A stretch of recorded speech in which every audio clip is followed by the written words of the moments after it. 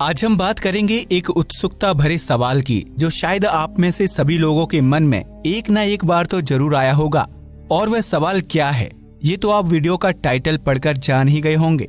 जी हाँ, हमारा वह दिलचस्प सवाल यही है कि क्या हो अगर हम पृथ्वी का सारा पानी किसी तरह सूरज में डाल दें।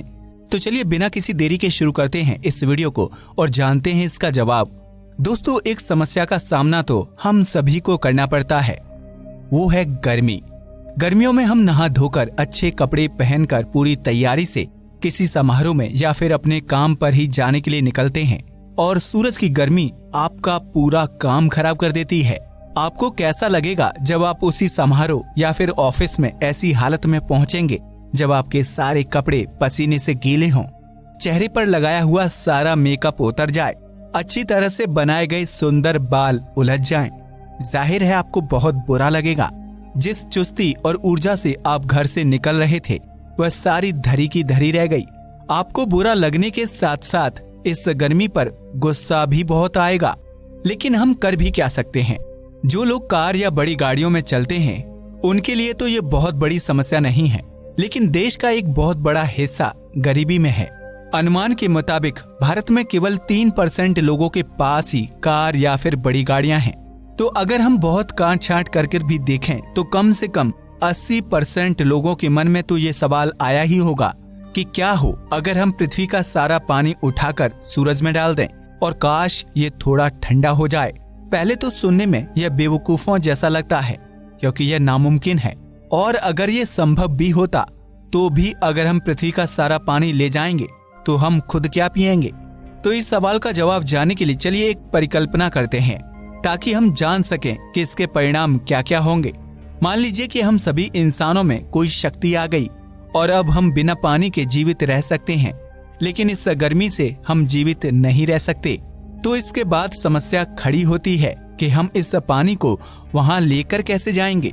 स्पेसक्राफ्ट और रॉकेट के जरिए इसे वहां ले जाना तो असंभव है, और अगर यह किसी तरह संभव भी होता तब भी इसका कोई अर्थ नहीं होता, क्योंकि थोड़े थोड़े पानी को तो सूरज आराम से भाप बना देगा और वैसे भी इसमें बहुत समय लगने वाला है।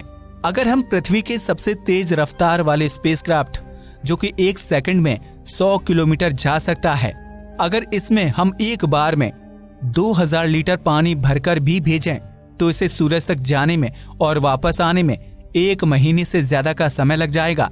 और पृथ्वी में इतना ज्यादा पानी है कि अगर हम इसी तरह सारे पानी को भेजना चाहें तो उसमें 4200 खरब से भी ज्यादा सालों का समय लग जाएगा। तब तक तो खुद सूरज भी नहीं रहेगा। तो यह तरीका तो पूरी तरह से असफल होगा। हाँ, एक और तरीका है वर्म होल का। हम कह सकते हैं कि वर्म होल ब्रह्मांड में ऐसे टनल होते हैं जो बहुत दूर दराज के इलाकों को आपस में जोड़ते हैं, और वर्म होल से किसी मंजिल तक पहुंचने में हमें समय भी काफी कम लगता है। तो अगर हम इसी वर्म होल टनल का एक सिरा पृथ्वी के महासागरों के सबसे गहरे पॉइंट पर खोलें और दूसरा सिरा सूर्य की सतह के ऊपर, तो सूरज का गुरुत्वाकर्षण बल अपने आप ही उसे खींच लेगा। तो अब धीरे धीरे करके पानी अपने आप ही पृथ्वी के महासागरों से सूर्य तक जाने लगेगा। पर इस तरीके में भी एक समस्या है कि इसमें भी बहुत समय लगेगा। मैं निश्चित रूप से तो बता नहीं सकता कि इसमें कितना समय लगने वाला है, लेकिन मैं इतना जरूर कह सकता हूँ कि यह तरीका बहुत समय लेगा और तब तक हम इंतजार नहीं कर सकते। तो अगर यह दोनों तरीके काम नहीं कर रहे तो हमारी इस परिकल्पना में चलिए एक और बात मान लेते हैं कि भगवान ने हमें एक बहुत बड़ी बाल्टी दे दी जिसमें हम पृथ्वी का सारा पानी भर के सूरज में डाल सकते हैं। और चलिए यह भी मान लीजिए कि उन्होंने यह सारा पानी भर के उस बाल्टी को सूर्य के पास रख दिया और उन्होंने हमें एक ऐसा रिमोट दे दिया जिसमें लगी बटन दबाते ही उस बाल्टी का वह सारा पानी सूरज में गिर जाएगा। अब संयुक्त राष्ट्र संघ में सभी देशों के बड़े अधिकारी आपस में चर्चा कर रहे हैं कि इस बटन को कब दबाया जाए। फिर उन्होंने एक निश्चित समय चुनकर बटन को दबाने का निर्णय लिया ताकि सूर्य पर यह थोड़ा सा पानी गिराकर हम उसकी गर्मी थोड़ी कम कर सकें। यह सब करने से पहले चलिए जान लेते हैं कि आखिरकार पृथ्वी पर कितना पानी है। पृथ्वी पर कुल 326 मिलियन ट्रिलियन गैलन्स, यानी कि अगर हम हिंदी में अपने बात करें तो 1386 अरब लीटर पानी मौजूद है, जिसमें से 97.5% खारा पानी है जो समुद्र और महासागरों में है। बचा हुआ 2.5% पानी साफ और पीने योग्य, पर उसमें भी 2.2% पानी पोल्स यानी कि ध्रुवों और पर्वतों पर बर्फ के रूप में जमा है, और बाकी बचा केवल 0.3% साफ पानी ही तरल रूप में हमारे पास है।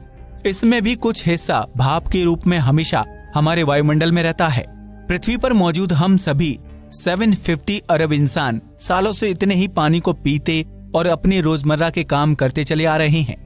वैसे तो सुनने में 0.3% पानी काफी कम लगता है, पर दोस्तों 0.3% पानी का मतलब 41 करोड़ लीटर पानी होता है, जो कि किसी भी सूरत में कम नहीं है। अब आप सोच रहे होंगे कि अगर हम इतना सारा पानी सूरज पर डालेंगे तो वह कहीं भुज न जाए, पर दोस्तों ऐसा कुछ नहीं होगा। आपकी जानकारी के लिए बता दूं कि सूरज इतना बड़ा है कि इसमें 13 लाख अर्थ्स समा सकती हैं, और यदि पृथ्वी पर मौजूद सारे पानी के वॉल्यूम की तुलना खुद पृथ्वी के वॉल्यूम से करें तो यह उसका 0.1% से भी कम है। अगर इसी तरह कैलकुलेशंस करें तो हमें पता चलेगा कि अगर हम पृथ्वी पर मौजूद सारे पानी का एक गोला बनाएं तो सूरज उससे 1 अरब गुना ज्यादा बड़ा होगा। तो इससे हमें यह अंदाजा तो मिल ही गया कि सूरज पर पानी डालने से कुछ ज्यादा फर्क नहीं पड़ेगा। लेकिन चलिए मान लेते हैं कि हम पृथ्वी के साथ साथ हमारे सौरमंडल के जितने भी ग्रह, चांद और धूमकेतु हैं, सबके पास पानी है। हम उनसे मदद ले लेते हैं।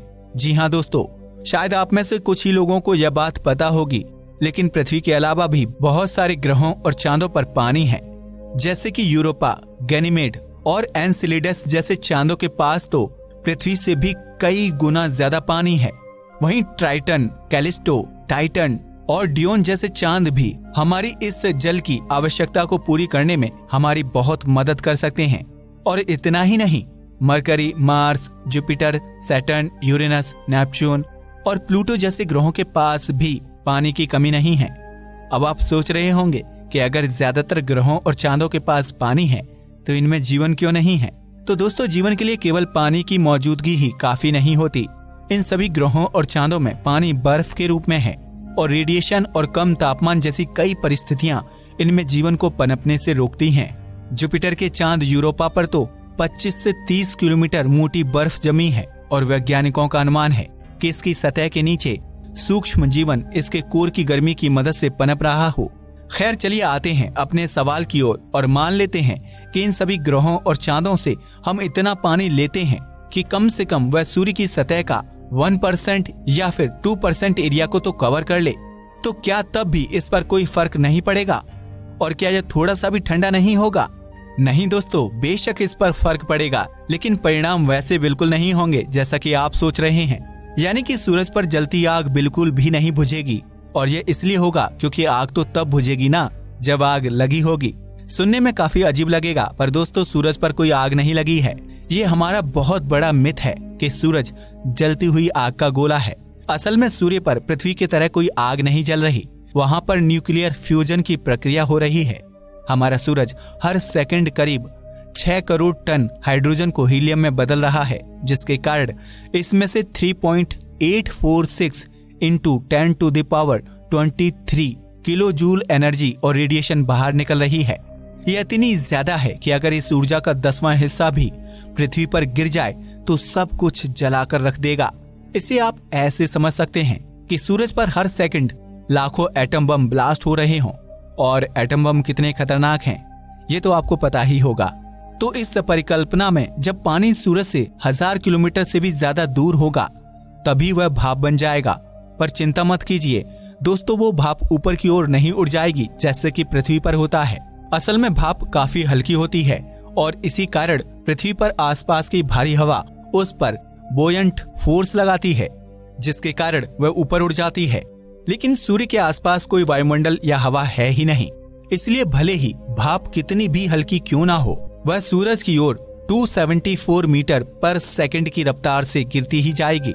और हाँ, कोई फर्क नहीं पड़ता कि आप सूर्य पर कितना पानी डालते हैं, इतनी भयंकर ऊर्जा के साथ वह इसको भाप बनाता ही चला जाएगा।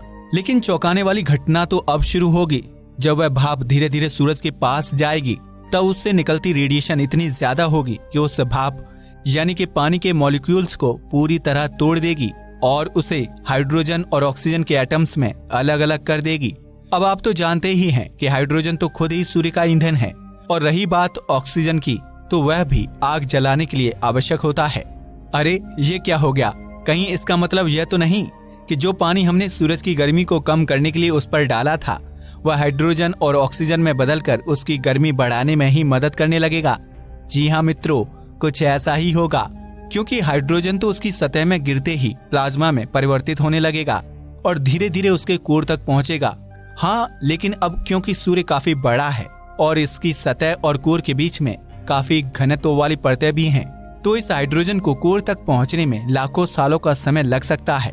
लेकिन अंततः इससे हमने सूर्य को अधिक ईंधन दे दिया, जिसके कारण थोड़ा सा ही सही, लेकिन उससे निकलती ऊर्जा में बढ़त हो जाएगी। और रही बात ऑक्सीजन की, तो वह ना तो प्लाज्मा में बदलेगा और ना ही कोर तक उसकी यात्रा कभी शुरू होगी, क्योंकि ऑक्सीजन तो सतह पर ही किसी सोलर फ्लेयर या फिर कोरोनल मास इजेक्शन के साथ कंबाइन करके उसमें मौजूद हाइड्रोजन या हीलियम के प्लाज्मा के साथ बॉन्ड बना लेगा। और अफसोस की बात तो यह है कि इस प्रक्रिया में भी ऊर्जा रिलीज होगी। उसके बाद यह ऑक्सीजन इसी मास इजेक्शन के साथ या तो किसी ग्रह, चांद या उल्कापिंड में गिर जाएगा और या फिर हमारे इस विशाल सौरमंडल में कहीं खो जाएगा। अब हाइड्रोजन और ऑक्सीजन को तो अपनी अपनी मंजिल मिल गई, लेकिन अब हम इंसानों का क्या होगा? क्योंकि इन दोनों ने तो सूर्य की गर्मी कम करने के बजाय उससे निकलती ऊर्जा को और भी बढ़ा दिया, और अब तो पृथ्वी पर भी पहले से थोड़ी ज्यादा गर्मी बरसेगी। और अब तो हमारे पास पानी भी नहीं है जिससे हम नहा धोकर चुस्ती और ताजगी महसूस करते थे। तो अब इस गर्म सूरज और जलती हुई पृथ्वी को देखकर इंसानों को वही पुराने दिन याद आ रहे हैं जब वह सूरज को ठंडा करने के बारे में सोचते थे। तो चलिए अब अपनी दुनिया में वापस आ जाइए और एक आखिरी बात और मान लीजिए कि संयुक्त राष्ट्र संघ में बैठे उन अधिकारियों ने इस परिकल्पना से इसके परिणामों को समझ लिया और पृथ्वी को बचाने के लिए उस रिमोट को वहीं नष्ट कर दिया। दोस्तों, मैं बस ये बताना चाहता हूँ कि सूर्य का तापमान कम करने का कोई रास्ता नहीं, क्योंकि अगर हम इस पर पानी डालने का प्रयास करेंगे तो इसे और ईंधन मिल जाएगा और यह और भी ज्यादा गर्म हो जाएगा। और अगर हम किसी तरह इसमें बहुत ज्यादा मात्रा में पानी डाल देते हैं तो इसमें बहुत सारे भयंकर ब्लास्ट होंगे और यह अपने अंत के कगार पर पहुंच जाएगा। इन ब्लास्ट के दौरान पृथ्वी खुद भी खत्म हो जाएगी। अगर आपके मन में एक और सवाल आ रहा हो कि क्या ब्रह्मांड में किसी ग्रह पर इतना पानी है कि उसका वॉल्यूम सूरज जितना या उससे ज्यादा हो, तो मैं आपको उसका जवाब भी दे देता हूँ। ब्रह्मांड में अब तक ऐसा कोई ग्रह तो नहीं मिला है, लेकिन 2 एस्ट्रोनॉमर्स को पृथ्वी से 12 अरब प्रकाश वर्ष दूर एक वाटर बॉडी मिली है जो एक विशालकाय और बहुत भारी मास वाले ब्लैक होल का चक्कर लगा रही है। ऐसी अंतरिक्षीय चीजों को हम क्वेज़ार कहते हैं। आपको जानकर हैरानी होगी कि इस वाटर बॉडी में पृथ्वी के सारे पानी के भी 1,40 अरब गुना पानी है। जी हाँ, इतने लीटर नहीं बल्कि 1,40 अरब पृथ्वियों को मिलाकर जितना पानी होगा उतना पानी है इस अकेली वाटर बॉडी में, और वो भी ठोस बर्फ के रूप में। और इतना पानी एक नहीं बल्कि कई तारों की जान ले सकता है। लेकिन यह तो मैंने बस आपको जानकारी देने के लिए बताया। खैर, वापस चलते हैं अपनी परिकल्पना में। जब हमारे पास सूर्य का तापमान कम करने का कोई रास्ता नहीं है तो हमें पृथ्वी के वातावरण के बारे में ही सोचना चाहिए, क्योंकि हम जानते हैं कि प्राचीन काल में पृथ्वी पर औसत तापमान इतना ज्यादा नहीं होता था जितना कि आज है। और इन सब का कारण हम इंसान ही हैं, क्योंकि प्रकृति ने तो हमें खाना, पानी, पेड़ पौधे, कपड़े, घर सब कुछ दिया, और बदले में उसे हमसे क्या मिला? वनों की कटाई, global warming, green house effect, जल प्रदूषण, वायु प्रदूषण, भूमि प्रदूषण, क्लाइमेट चेंज, जानवरों का अवैध शिकार, और ये लिस्ट कभी खत्म नहीं होगी। खैर, मैं आपसे यही आग्रह करना चाहूंगा कि अगली बार यदि आप गर्मी, ठंड या फिर किसी भी प्राकृतिक आपदा से परेशान हो तो इसके लिए ईश्वर या प्रकृति को दोष मत दीजिएगा, क्योंकि प्रकृति हमें हमारे ही कर्मों का फल देती है और हमारे द्वारा किए गए काम आज नहीं तो कल हमारे लिए बहुत बड़ा खतरा बन जाएंगे। तो अंत में मैं आपसे बस यही कहना चाहूंगा कि हम सभी को एक साथ मिलकर अपने घर, अपनी पृथ्वी को बचाने के लिए कोई मजबूत कदम उठाने चाहिए, और यह हम सभी के योगदान से ही सफल होगा। इसलिए इस वीडियो को खत्म करने से पहले मैं आप सबसे यह अनुरोध करना चाहता हूँ कि हम सब बहुत बड़े ना सही लेकिन कुछ छोटे छोटे कदम तो उठा ही सकते हैं, जिससे हमारी धरती माँ को बचाया जा सके। अगर आपको ये वीडियो पसंद आया हो तो इसे लाइक कीजिएगा, मन में कोई सवाल हो तो कमेंट कीजिएगा। जय हिंद दोस्तों।